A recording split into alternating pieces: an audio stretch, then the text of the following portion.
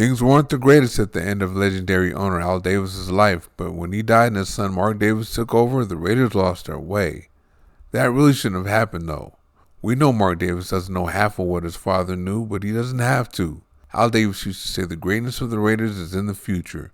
I'm paraphrasing here, but he said it's because those leaders in the future can use the past as a guide and can live in the tradition and history of the organization. The problem is Mark Davis isn't doing that.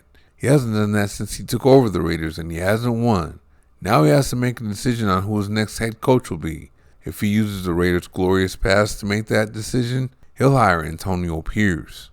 For some reason, Mark Davis thinks a big-name head coach is the answer to all his problems. That's the businessman in him talking, but the Raiders never did that. John Madden was a linebacker coach just like Pierce before becoming head coach, and he beat all the big-name head coaches of his era.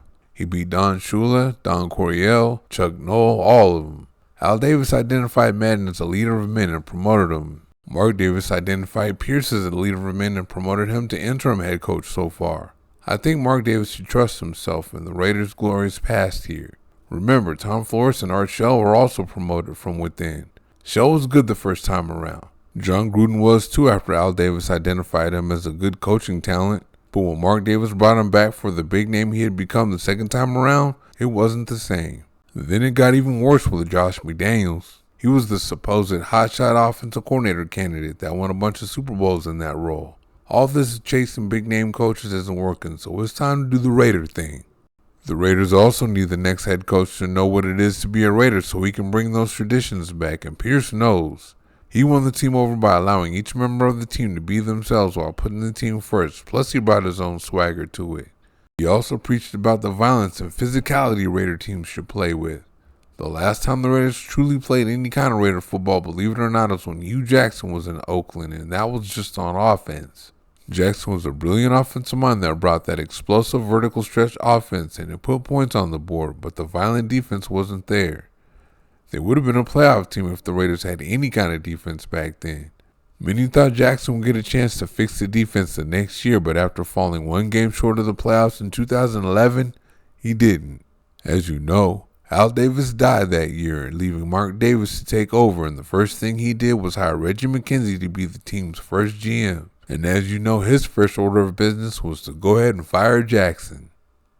McKenzie is a former Raider linebacker, but he did everything the polar opposite of the Raider way.